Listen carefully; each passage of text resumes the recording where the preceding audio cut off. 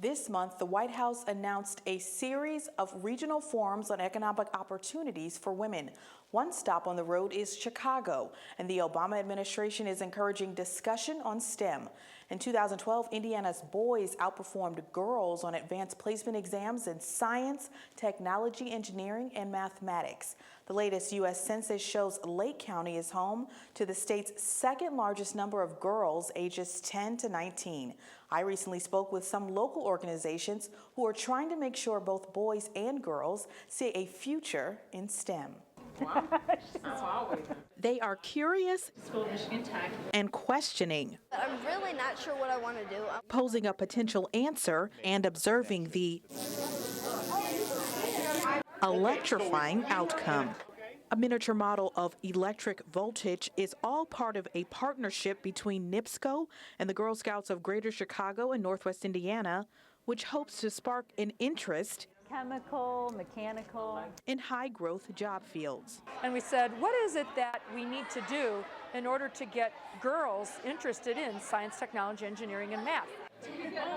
Recently, more than 100 girls came together to find out how their curiosity can become a career. It's getting girls intrigued and interested younger ages. You know, that math is a cool thing and science is a cool thing, and don't be scared of being interested in those things as a girl. The technology field needs more females in it. How we doing, ladies?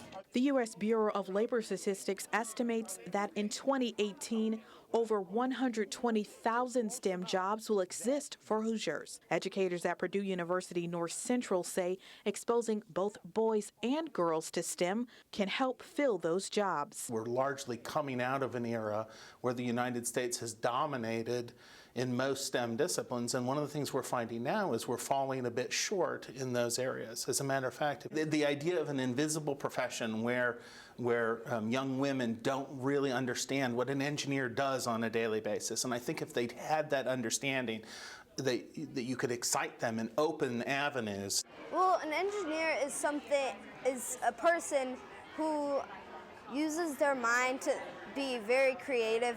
I just think that engineering is kind of very fascinating after seeing all this stuff. The house and the village and stuff.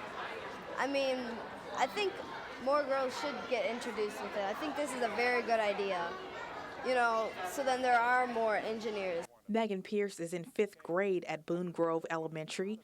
Boone Township and 6 other area school corporations recently earned a $450,000 federal grant to help boost STEM education over the next 3 years. Purdue North Central professors will help train teachers on how to strengthen STEM skills. What we're trying to really hope is to get math and science teachers to work together.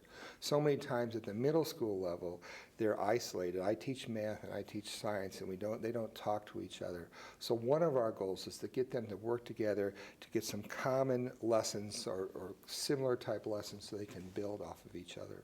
Holford says a recent state study found only 15% of high school students are ready for STEM-related courses once they reach college.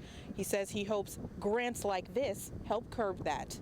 People are not enthusiastic or charged up about getting into these professions.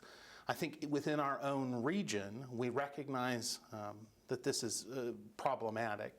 Same thing with the rubber sleeves. Per a White House report, the average pay for STEM jobs is higher than some liberal arts occupations, and the gender pay gap is smaller. Numbers that might matter to 10-year-old Claudia Pearson, who says she is set for a STEM career after spending a day at NIPSCO. Well, since my grandpa works here, he really likes that I enjoy going to NIPSCO, and I enjoy it too.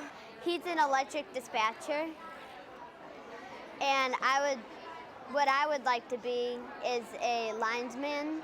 I bet they need more women to have that job, and I would really like to have that job.